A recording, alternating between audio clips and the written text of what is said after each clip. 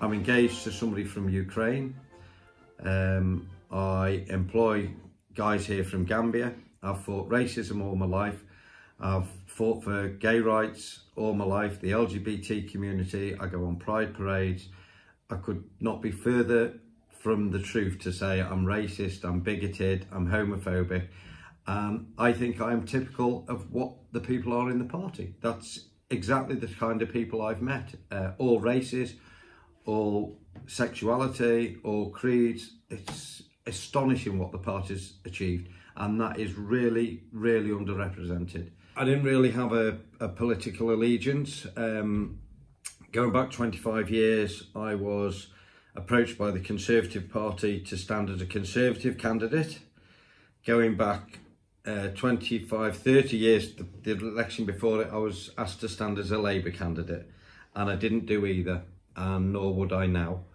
But I stood for the Brexit Party because I think it was about a principle that the people had been ignored. Even more than Brexit, it was that the people had been ignored, and that to me was unacceptable.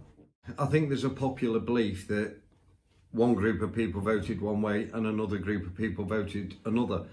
I think as analysis has gone deeper, I think it was absolutely spread across the board. There's a lot of Labour voters voted Brexit, and a lot of Conservative voters voted Brexit.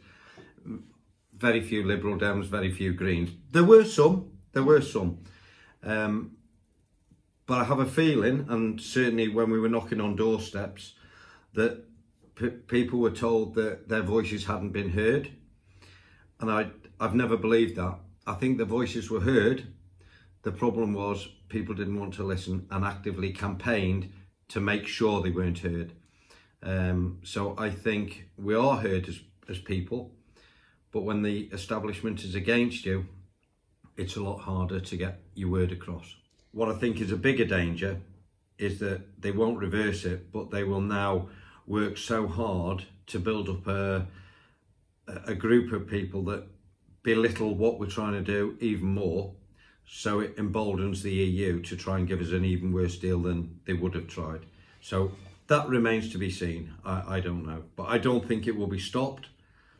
We're out, and I think we'll stay out, and I can see that being the case for 30 years. In one of my previous businesses, we used to trade with Europe.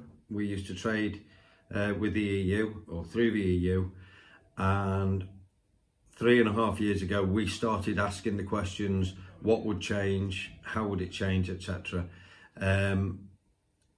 And at that stage, I don't think anybody felt it was going to be a major obstacle to our business. What is a far bigger threat, or was a bigger threat to our business, is the internet and cheap China imports. On the broader term, what will it do for business? I think it is probably the greatest opportunity this country has ever had to be a very proud nation, a very rich nation, and a very giving nation. And I actually think we will do more for other countries in Europe and around the world post-Brexit than we've even done now. I genuinely believe that. I think we will be able to invest money in the right places rather than via directives that say invest it 1, 2 or 3. But I think we'll be able to help a lot of third world countries in the way that we want to. And by help, I don't mean handouts, because that's a short-term solution. It means long-term trade with countries all around the world. I think it's the brightest opportunity we could ever have given this country, and I think it will take 5 or 10 years before everybody realises it, but that's why I'm fairly confident people won't vote to go back in once they've seen we can make a success of it. I don't think we can blame the EU for everything, but I don't think we were in a bad position within the EU. So that's never been an argument for me. To me, this was about being an absolute free nation with our own parliament to blame if it goes wrong, and ourselves to blame as individuals if it goes wrong.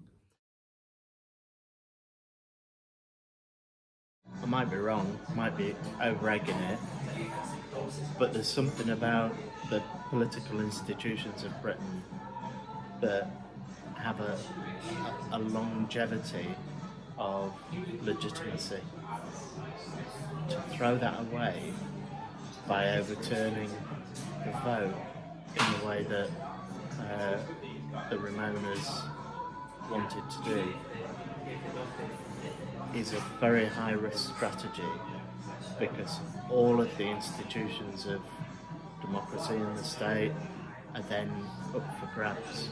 There's quite a sizable chunk of people who voted Remain who thought it's utterly outrageous to not deliver on the Brexit vote. From that point of view, why would even they ever vote again? Because if you can overturn the vote for Brexiteers, you can overturn the vote for Remainers, whatever their cause is in the future. I would consider myself to be left-leaning politically. Certainly, from a socialist background, I'd say. But without going into too much detail, I suppose my political formation was in the early 80s when Margaret Thatcher first came to power, and the long shadow that cast over British politics at the time. Certainly, I found myself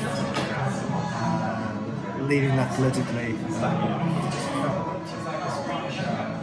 I suppose over the past 15 or 20 years, really perhaps even longer since Tony Blair, I found myself questioning some of my assumptions about the left. Certainly, I was very disappointed by the whole New Labour project, and I think latterly